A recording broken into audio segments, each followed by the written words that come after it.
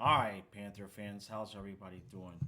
So, today's the last day of the little Christmas break that we've got. So, just kind of want to go over a few things, teammates, some couple of roster moves, talk about some of the guys that might be coming back, and then, unfortunately, take a look at the standings. I'm gonna lay out what I think needs to happen record wise for us to make the playoffs. It's a little early to just be completely throwing it in the garbage can, um,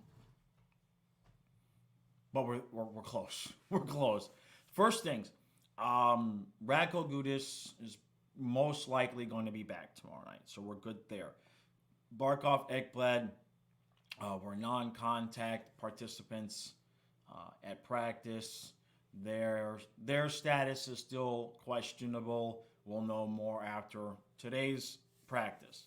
One disappointing thing for me is they sent down Danisenko and left Dalpe up, left Tierney up, sent down Danisenko. I really thought that he played well enough to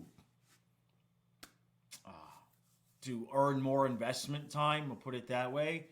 Obviously, coach feels different, but it's not a situation where he's looking at replacing Danisenko with a veteran. I guess he figures Danisenko hasn't scored enough because Anton Lefty is actually called up and he's expected to make his NHL debut Thursday night. And he's more of a scoring threat. We have been losing games with only scoring 1 and 2 goals. So as much as I don't like Danisenko having to go down, if you're only going to play one kid at a time, which kind of makes some sense, right? Considering our spot in the standings. Disappointed Danisenko not going to get more time. Excited to see what Lefty can do.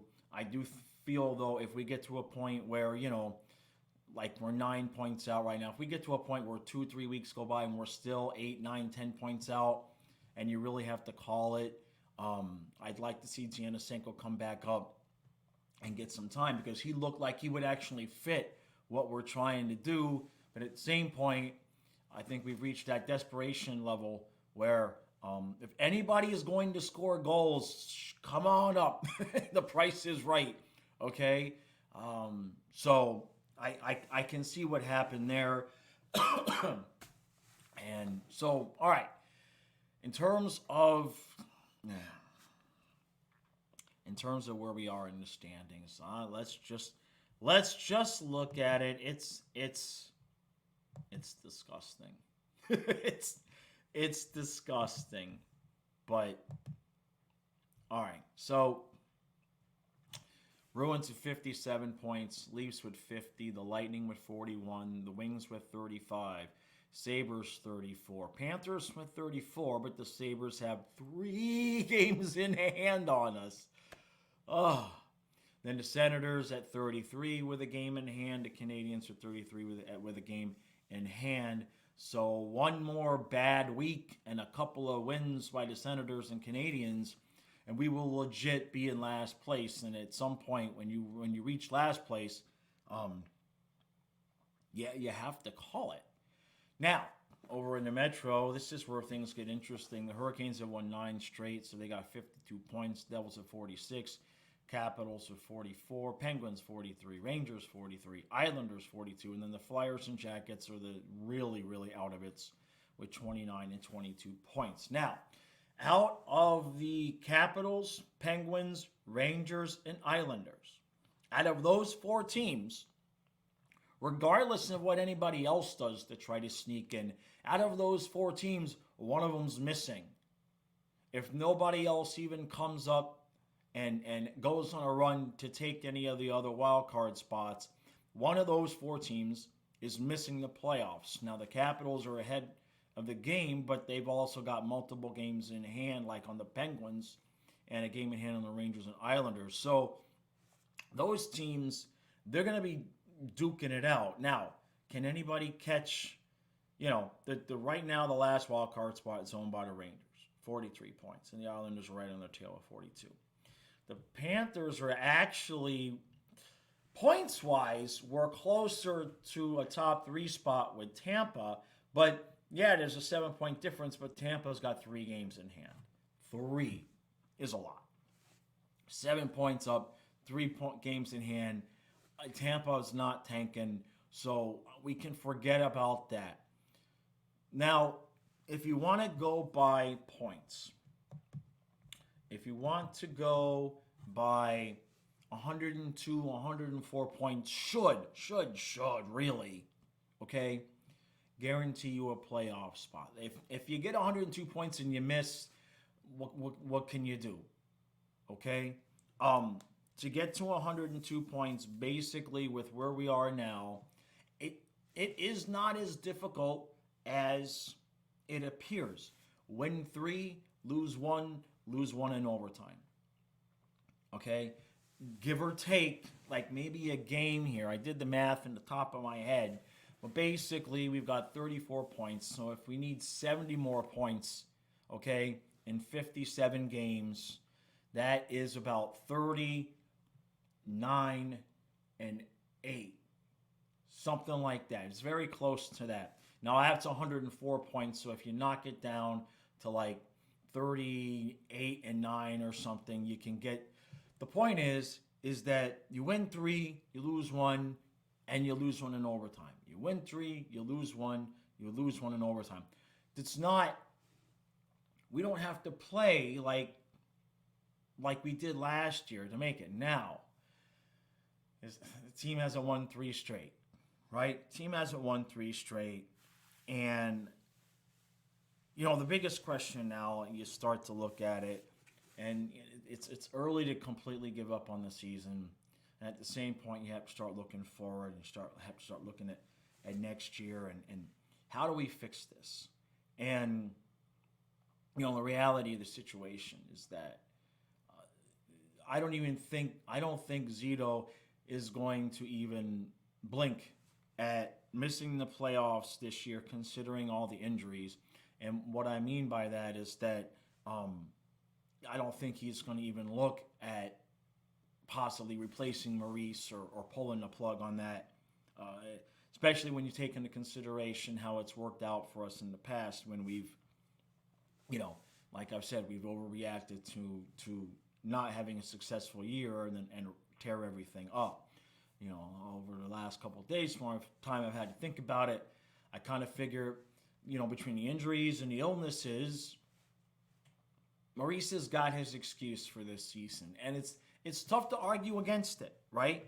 Because let's face it, at the beginning of the season, we all kind of thought, we all looked around and said, okay, look, this is 100-point team, 100 and maybe 6. I think I said 106 or 108, right?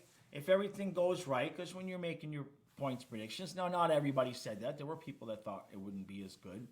But in general, we all figured, how bad can the drop off be, right? So if we thought this was a 100-point team, 106, 108-point team, okay, with all the injuries and the illnesses and how Bob started the season, we're kind of right where we should be in terms of what the talent level is and the adversity that we faced, with just guys being out. And then, the whole Ekblad thing goes from playing like a, top tier number one defenseman to somebody who I ran a poll on Twitter, and he did not win in terms of should we include him in the top 6 or not. So where we go from here,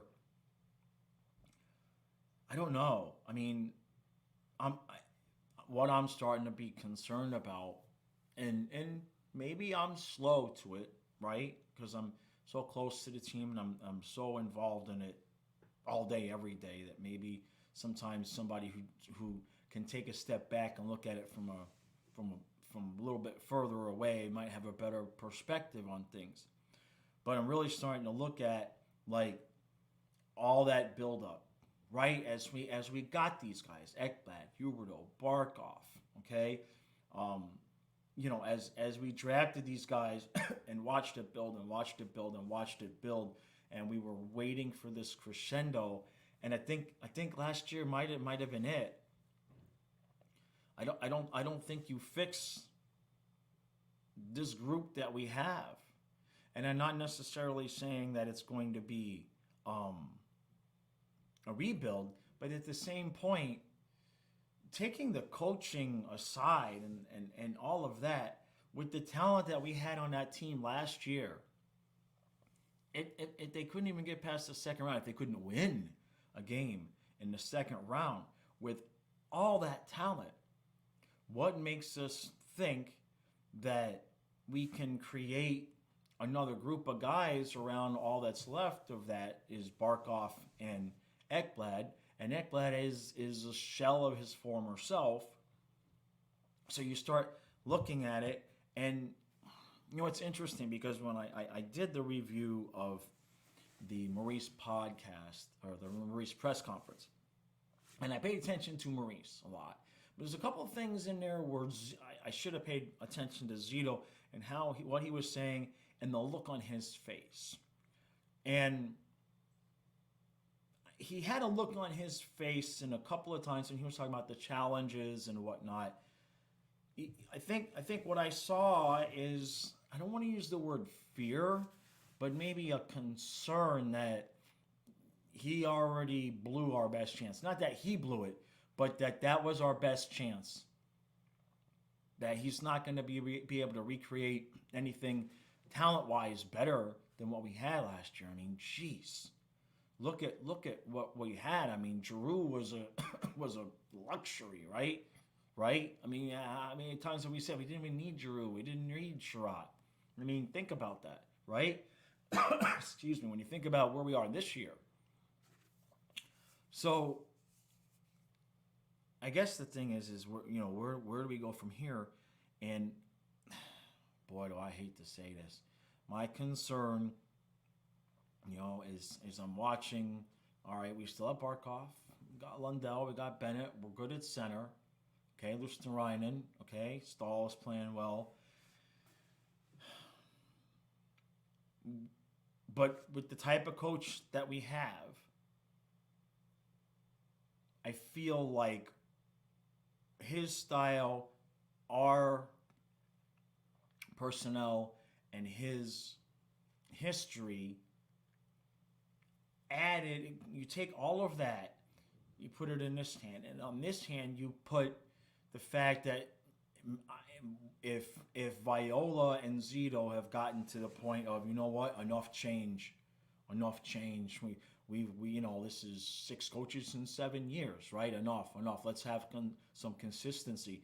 If they've decided, okay, we're going to have some kind of consistency here, so let's get this veteran coach that we know will play a competitive style, we may be in for multiple years of maybe not as bad as we've been, but we may be in for multiple years of, can this team make the playoffs? So starting the season going, of being a playoff bubble team as opposed to what we were building for, which was a team that was, considered a cup favorite or at least a legit cup contender. I feel like now what I'm seeing is that this franchise may settle into kind of like the Bugner years, right? Where like the expectation was, hey, wow, we made the playoffs, and I have a feeling that that's where we're headed. And I know that's not what anybody wants to hear this morning, but more I'm thinking about it and the more I'm looking at, the actions that this franchise is taking, we kind of blew our shot last season. That was it. And there's no rebuilding to that level of talent that we had. Now, this offseason, we're going to have some money, not a ton, right? We gave Spencer Knight some money, okay? And you just can't go hog wild next year either, because you have to start looking forward. You have to figure out, first of all, Radko Gudas, are we re-signing him? I would like to. Not that long out. Forsling is going to need a contract. And, you're going to have to pay him, right? Okay? And then, A couple years after that, you have to make a decision on Ekblad. So the point is that, and then eventually you're gonna have to give Lundell a second contract too. Um, so the point is that I think as a fan base, we're gonna have to. Somebody said something to me yesterday about expectations. Oh, it was Jeff. Jeff Main commented on the Facebook group about the expectations were way too high this season, and I think he's correct. And I think as a fan base, we're going to have to, like it or not, if we're going to be a fan of this team, we're going to have to take a step back in our expectations. And those expectations are going to have to be like the Bugner years. The Bugner years, 96 points. Damn it, we didn't get in. Well, we're improving. Maybe next year, blah, blah, blah. The days of expecting, looking at this roster and saying, yeah, it's cup contender. We're good. We're a good team. We're really ready to go. I don't know. I don't know if we're getting that back. Certainly not with this coach. And I think this coach will keep us relevant enough to not get fired. And he's certainly going to get another shot next year. I mean, he's got the contract. There's really no reason, from ownership's point of view, unless we just tank. And that's the thing. We're not going to tank. So, good morning. Pleasant morning. I wanted to. I'm trying to bring myself down too. You know what I mean? I had expectations this year. We all know what I predicted. I thought those first 20 games would be a little bit rough, and then we'd start playing better. I know we've had the injuries, but I'm not going to use that as a big excuse. I mean, has it cost us a game here, a game there? Okay.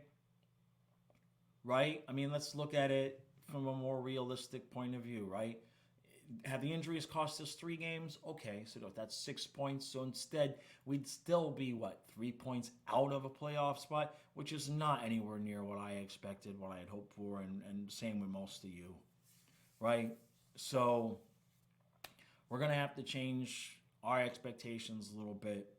And like I said, not be able to take it as seriously as possible. We're going to have to not. There won't be more rants. Let's just put it that way.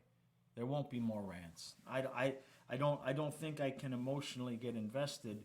I mean, that's not the right word. I think the thing is that I'm emotionally invested in how the team plays, clearly, but getting emotional about the poor play, that I don't think is going to do any of us any good, because there's going to be poor play. There's going to be poor play. Right? I mean, we're at that point in the season where we're trading off AHL guys to see which one might be able to come up and give us a spark, and that's never a good place to be in. That's never a good place. So 9 points out, multiple teams. I would put our odds of making the playoffs right now at about 10%. 10? I mean, just and that. Some of you might think I'm crazy for that. Some of you might think that's low. I'm trying to average it in there. I mean, 3-1-1 is not world-class hockey, right? You go 3-1-1 the rest of the way, we're going to have 102, 104 points. That's got to be good enough. But there's so many teams. There's just so many teams we're behind. It's a shame. So, all right. Kyle and I will be back tomorrow streaming, right? Who would we play? We play the Canadians tomorrow. Still having that big change. Still adding something in on January 5th. Now, I created it yesterday. I haven't seen if anybody's caught it yet. We'll see. I don't know how far in advance YouTube shows something. So we'll see if somebody catches on to what's happening. And then we're going to be starting to add in a few things to the streams.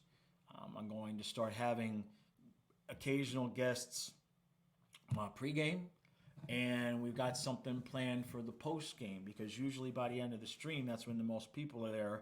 You usually have 40, 50 people, and I go to do the recap. So we're gonna have something to keep the interest going postgame. Trust me, you guys will like it. It's gonna be good. So, All right. Enough of that. That was depressing. I'm sorry. It was, I didn't know where I was going. And then once I looked at the standings and it just all kind of hit me at once like, damn, man, it ain't even New Year's. We're 9 points out. And it's like I've been doing this a long time and I try to be positive and try to keep a positive, happy narrative, but it's rough. It's rough at 9 points out. It's hard to paint any pretty flowers with that. All right. Appreciate all the support. I'll see you again soon.